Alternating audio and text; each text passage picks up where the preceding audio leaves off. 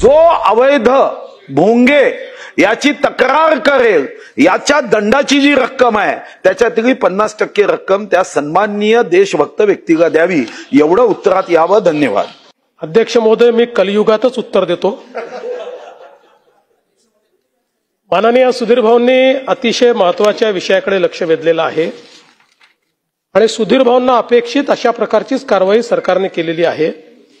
सुधीर भाऊ, आतापर्यंत 3367 धार्मिक स्थळांवरचे भोंगे आपण हटवलेले आहेत आणि याच्यामध्ये मुंबईचा विचार केला तर मुंबईमध्ये 1608 धार्मिक स्थळांवरचे भोंगे आपण हटवले आहेत, ज्यामध्ये 1149 मशिदी आहेत, 48 मंदिरं आहेत, 10 चर्च आहेत, 4 गुरुद्वारा आहेत आणि 147 इतर अशा प्रकारच्या एस्टॅब्लिशमेंट आहेत. आता या क्षणी मुंबईतल्या एकाही धार्मिक स्थळावर भोंगा नाही, एकही नाही. त्याचप्रमाणे राज्यामध्ये 1759 धार्मिक स्थळांवरचे भोंगे हे आपण हटवलेले आहेत. या संदर्भातचा कंप्लायन्सचा अहवाल माननीय उच्च न्यायालयाला आपण दाखल केलेला आहे. त्याच्यावर उच्च न्यायालयाने सॅटिस्फॅक्शन दाखवलेलं आहे. महाराष्ट्राने एसओपी तयार केली आणि या एसओपी अनुसार मला हे सांगितलं पाहिजे की मी मुंबई पोलिसांचं विशेष कौतुक करेन की मुंबई पोलिसांनी 1608 भोंगे हे हटवत असताना चर्चा करून, सर्वोच्च न्यायालयाचा आदेश दाखवून आणि त्या ठिकाणी समंजसपणे हे सगळे भोंगे हटवलेले आहेत.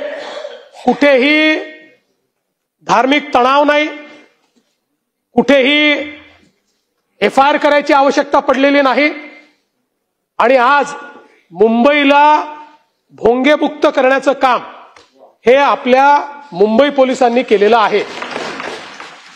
आपण जो दुसरा मुद्दा या ठिकाणी सांगितला की एसओपीची अंमलबजावणी करण्याच्या संदर्भात, तर निश्चितपणे ती अंमलबजावणी तर चाललेलीच आहे.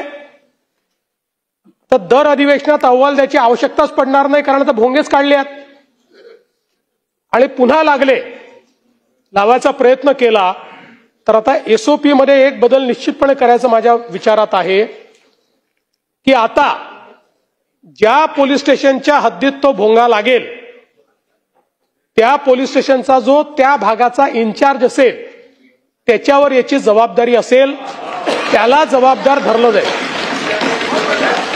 विना परवानगी भोंग्या करतात त्याला जबाबदार धरलं जाईल.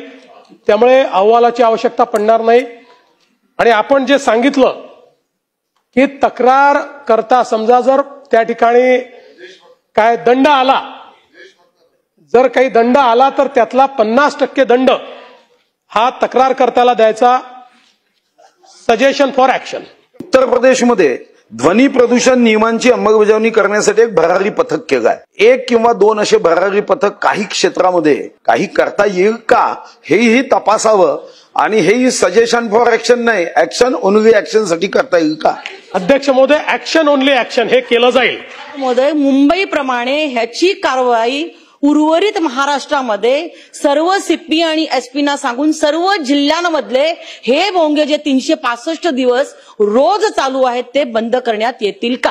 होय अध्यक्ष महोदय, उर्वरित महाराष्ट्रातही 1759 भोंगे बंद करण्यात आले आहेत.